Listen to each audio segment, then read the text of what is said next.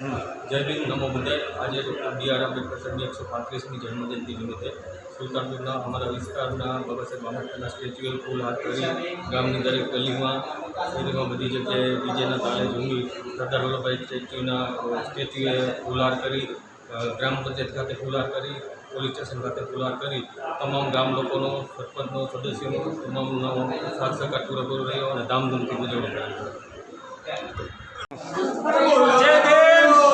नमो बुधाय।